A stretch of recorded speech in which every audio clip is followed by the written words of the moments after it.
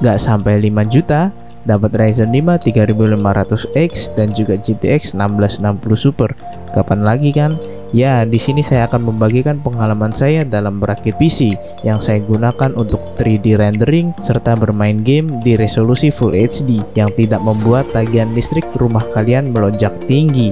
Dengan budget gak sampai 5 jutaan alias 4,6 juta, bisa jadi referensi kalian yang ingin merakit PC dengan budget yang pas-pasan. Ini cocok untuk kaum menang-mending dan carry hore seperti saya. Di sini saya membeli part PC secara nyicil atau satu persatu, dari mulai membeli prosesor terlebih dahulu dan terakhir baru membeli VGA-nya. Keseluruhan part PC yang saya beli ada yang bekas dan juga ada yang baru. Jadi saya kombinasikan dikarenakan budget saya yang terbatas hanya 5 jutaan, tapi ingin performa yang maksimal. Oke, dimulai dari prosesor. Di sini saya pakai prosesor Ryzen 5 3500X. Ryzen 5 3500X ini sudah 6 core dan juga sudah 6 thread, serta dia sudah Zen 2. Saya dapatkan di harga 770.000. Ryzen 5 3500X ini performanya setara dengan Intel i5 generasi ke-9, yaitu i5 9400F yang sama-sama mempunyai 6 core dan juga 6 thread, dan performanya bisa mengungguli Intel i3 generasi ke-10, bahkan bisa mendekati i3 generasi ke-12 yaitu i3 12100F. Dengan harga 770.000 ini cukup worth it, bisa mendapatkan prosesor 6 core, 6 thread, serta juga sudah 7 nanometer, dan tidak lupa juga dia sudah Zen 2. Untuk Ryzen 5 3500X saya dapatkan secara bekas.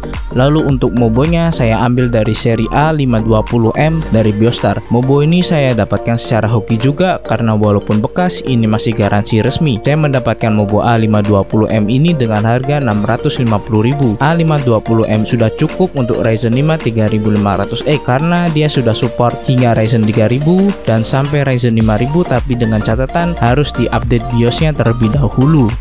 Lanjut untuk RAM, ini saya beli bekas juga dari HyperX 2x8GB dual channel atau 16GB dengan kecepatan 2666 MHz. Saya dapatkan RAM ini dengan harga 410.000. Kenapa saya membeli bekas? Karena untuk pangkas budget dan RAM itu mempunyai garansi yang lifetime. Ryzen juga optimal berjalan di RAM yang dual channel.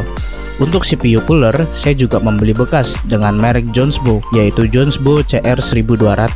Cooler ini juga sudah 2 heat pipe, cukup untuk menghandle suhu dari Ryzen 5 3500X. Ini terlebih lagi, dia juga sudah RGB. Saya mendapatkan CPU cooler ini dengan harga 100.000 saja, tidak terpaut dengan harga barunya yang 130.000. Untuk penyimpanan jelas saya memilih SSD karena zaman sekarang wajib SSD. Untuk storage utama apalagi storage system, saya memilih SSD dari merek Kyo. Ini adalah merek lokal dengan storage sebesar 256GB NVMe sudah Gen 3. Ini sudah cukup untuk storage, install system dan beberapa software. Tak lupa juga saya menambahkan hard disk 500GB merek Seagate Barracuda yang digunakan untuk menyimpan game-game dan juga file besar lainnya. Part selanjutnya yaitu PSU atau istilahnya jantung untuk PC. Saya memilih dari merek VSP HP Pro sebesar 550W dan juga sudah bersertifikasi 80 plus bronze. Saya membeli PSU ini juga secara bekas tapi masih bergaransi resmi dari AGS. Kenapa saya nekat membeli bekas? Karena untuk memangkas budget dan juga sudah garansi resmi. Jadi kalau misalnya ada permasalahan dengan PSU, maka saya mudah untuk klaim garansinya di AGS. Untuk PSU, saya tidak menyarankan membeli bekas dan lebih baik membeli baru karena pasti garansinya lebih lama, dan juga PSU ini adalah investasi untuk PC kita ke depannya. Dan ini part yang ditunggu yaitu VGA. Saya mendapatkan VGA GTX 1660 Super dengan VRAM 6GB dengan merek Gigabyte dengan kondisi bekas ya, dengan harga 1,5 juta lebih 50.000. VGA ini mempunyai TDP di 125W saja dan saya dapatkan dari seller di Tokopedia dengan minim korosi, tapi minusnya VGA ini sudah tidak segel karena bekas ripasta dari user sebelumnya dan kondisinya normal ya. Walaupun di harga 1,5 jutaan sudah mendapatkan GTX 1660 Super, pasti ada indikasi miningnya, tapi pintar-pintar saja dalam membeli VGA bekas dan tanyakan pemakaian sebelumnya pada penjual atau user sebelumnya. Membeli VGA bekas itu sangat beresiko dan juga hoki-hokian, terutama case-nya seperti saya ini. Dengan harga 1,5 jutaan, jika kalian ingin mencari aman, kalian bisa meminang VGA seperti 1650 Super atau yang biasa, atau juga VGA refurbish seperti RX 580, dan juga pastinya sudah segel ya, masih ada yang segel di toko online, dan juga kalau seperti VGA Refurbish RX 580 yang di sana pasti ada garansinya. Tapi apakah saya menyesali membeli VGA bekas ini? Tentu tidak, karena dalam pengetesan saya dan penggunaan saya sejauh ini sangat aman dan suhunya masih adem, tidak lebih dari 90 derajat, mendok di 80-an derajat saat saya benchmarking juga. Ingat, segala resiko membeli barang bekas ada di Anda sendiri. Setelah seluruh part PC telah terbeli, selanjutnya membeli rumah untuk part PC ini, yaitu casing. Casing ini sifatnya sesuai dengan selera kalian ya, sesuai dengan selera masing-masing atau keinginan kalian, dan juga sesuai budget kalian. Saya hoki lagi mendapatkan casing ini karena saya membeli casing ini secara offline, COD, dari Facebook dan melanjutkannya via WhatsApp. Casing ini dengan merek Fantech CG77 dan juga sudah mendapatkan free 4 fan RGB ya, tapi dia fix RGB ya, tidak bisa dirubah-rubah warnanya. Dengan harga bekasnya 300.000 saja. Casing ini juga sudah support ukuran Mubo ATX ya, karena casing ini sudah mid tower, tetapi tetap compact ya. Depannya juga sudah mesh, serta sampingnya juga sudah tempered glass. Jadi casing ini untuk airflow juga sudah bagus, dan juga kalian bisa mengintip dalaman PC kalian. Oke, selanjutnya yaitu momennya ditunggu-tunggu. Gimana dengan performanya dan berapa FPS yang saya dapatkan? Perlu diingat, di sini saya menggunakan monitor dengan hanya support 75 Hz saja ya. Jadi perbedaan secara FPS mungkin bisa terjadi. Dan untuk beberapa game saja yang saya benchmark, karena ada beberapa game yang tidak saya mainkan. Oke, langsung saja untuk benchmarking dan juga hasil gamenya. Cekidot.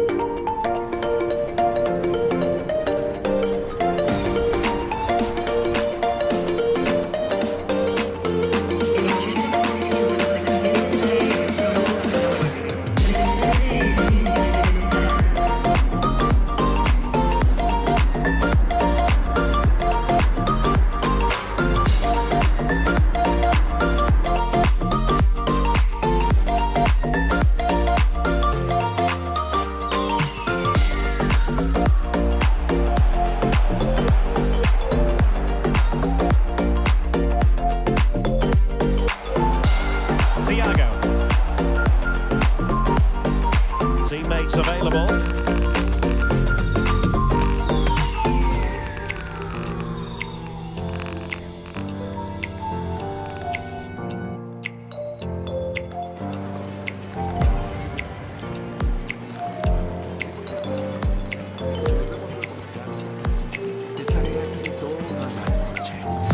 ¡Hey! ¡Cuidado, niños!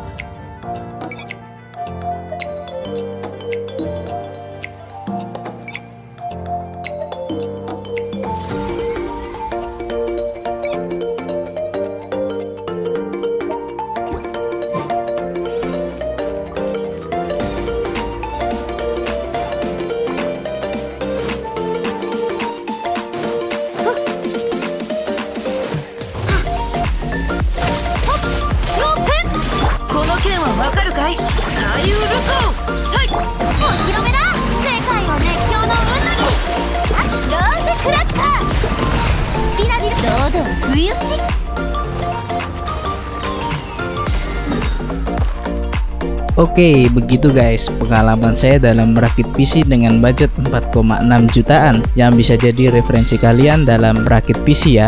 Ingat, setiap part dan juga harga bisa relatif sama ataupun beda, tergantung di mana kalian dapatnya dan juga keadaan part PC tersebut bisa baru ataupun juga bekas. Jika kalian ada pengalaman rakitan juga, bisa kalian bagikan di kolom komentar. Saya ucapkan terima kasih bagi kalian yang sudah menonton video saya hingga habis. Matur nuwun and stay healthy. See you in the next video.